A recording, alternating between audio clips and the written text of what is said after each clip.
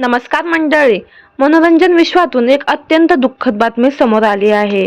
लागीर झालं जी या मालिकेतील एका दिग्गज अभिनेत्याचे रस्ते अपघातात दुःखद निधन झालं आहे. त्यामुळे संपूर्ण सिनेसृष्टीवर मोठा दुःखाचा डोंगर कोसळला आहे. तर कोण आहे तो अभिनेता जाणून घेऊ संपूर्ण माहिती. त्या अगोदर आपल्या सफर ताऱ्यांची या यूट्यूब चॅनलला अजून तरी सबस्क्राईब केलं नसेल तर नक्की करा, जेणेकरून मनोरंजन विश्वातील अशा ताज्या घडामोडी सगळ्यात आधी तुमच्यापर्यंत पोहोचतील.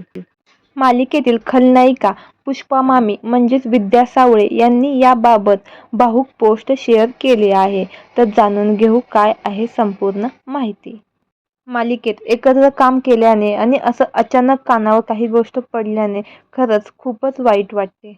लागीर झालं जी या मालिकेतील टीव्ही अभिनेता संतोष हनुमंत नलावडे यांचे अवघ्या 49व्या वर्षी अपघाती निधन झालं आहे. नांदेड येथे झालेल्या एका भीषण रस्ते अपघातात त्यांचा जागीच मृत्यू झाला आहे. संतोष नलावडे हे सातारा जिल्हाधिकारी कार्यालयातील रेकॉर्ड विभागात कार्यरत होते. ते नांदेडमध्ये विभागीय महसूल क्रीडा स्पर्धेसाठी गेले होते. मात्र तिथेच एका अपघातात ते गंभीर जखमी झाले.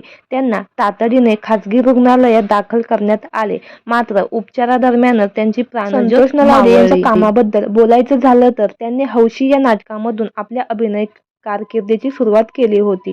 त्यानंतर अप्पी आमची कलेक्टर, शेतकरी नवरा हवा, लाखात एक आमचा दादा, मन झालं बाजिंद, लागीर झालं जी यासारख्या लोकप्रिय मालिकांमध्ये त्यांनी महत्त्वपूर्ण भूमिका साकारल्या आहेत. तसेच त्यांनी विविध मराठी चित्रपटांमध्ये देखील सहकलाकार म्हणून यांच्या अकाली निधनाने संपूर्ण मराठी सिनेसृष्टीत मोठी शोककळा पसरली आहे. त्यांचा मनमिळावू स्वभाव आणि उत्कृष्ट अभिनय यामुळे ते कायमच प्रेक्षकांच्या आठवणीत राहतील. तर मंडळी, आपल्या सफर ताऱ्यांची या यूट्यूब चॅनलद्वारे संतोष नलावडे यांना भावपूर्ण श्रद्धांजली. धन्यवाद.